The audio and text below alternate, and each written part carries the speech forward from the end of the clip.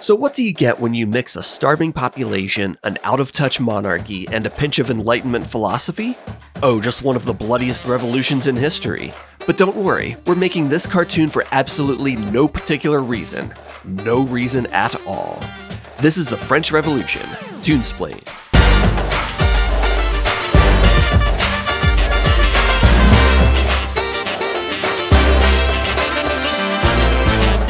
Hello and welcome back. For today's video, we sent Stacey over to Paris so she could help us understand the French Revolution.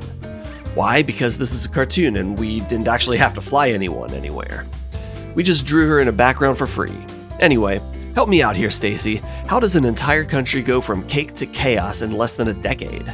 Simple! People were starving, bread prices were through the roof, and Marie Antoinette, the last queen of France prior to the French Revolution, was over here like, what if we made Versailles bigger? Right. And just to clarify for our viewers, let them eat cake was probably fake news, right? Oh, 100%. It was propaganda. But it's like today, if it trends, it's true. Back then though, the stakes were a little higher than canceling someone on Twitter. Slightly. So, the French Revolution kicks off in 1789. Why? Because the peasants have had enough. They were taxed into oblivion while the aristocracy avoided taxes entirely. Hey America, does this sound familiar? Yeah, again, we're making this tune for no particular reason. So here's the breakdown. The Third Estate, basically anyone not wearing a powdered wig, was the majority but got no political power. Meanwhile, the rich were living it up like they were at Coachella. And you know what really set people off? The Enlightenment. You had philosophers like Jean-Jacques Rousseau, who I'm literally swooning over, dropping bangers like, man is born free, but everywhere he is in chains. It's basically 18th century speak for eat the rich, which is another saying Rousseau coined. He's so hot. Hit me hard and soft, philosopher Zaddy. Huh? I can't help it. He's like the man of my dreams. Hey, is it just me or does anyone else feel like they just sat down in the Seine River? No, I did. Oh, sweet socialist Jesus. Sploosh!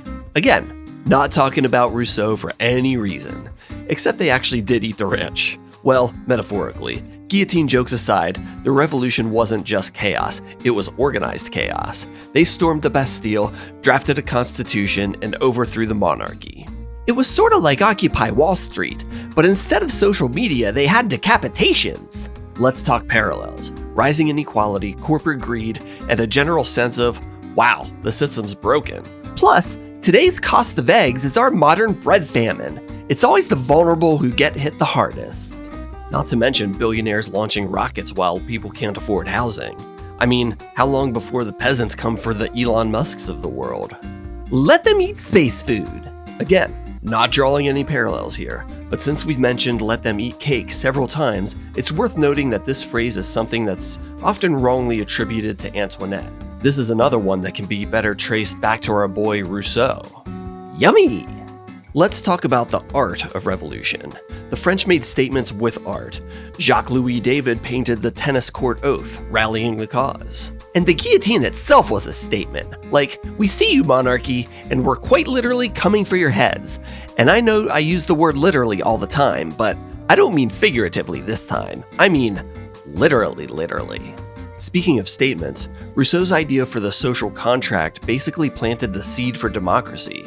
So shout out to Enlightenment philosophy, which is probably why we should start reading books again instead of scrolling TikTok. I'll believe it when I see it, Stacey. So, how did France pull itself together after all this? They didn't. Not right away. They went from a monarchy to a republic to Napoleon in like 10 years, but eventually, the ideals of liberty, equality, and fraternity struck. And the lesson here? Don't wait until people are starving to make change. Revolution is always the last resort, and it's messy. Right. So, to everyone watching, once again, this is a completely hypothetical discussion with no relevance to America today.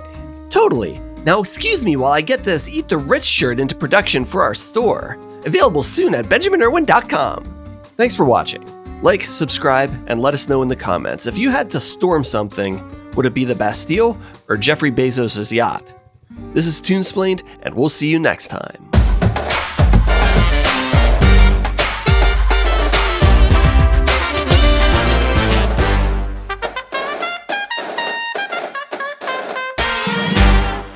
Mew.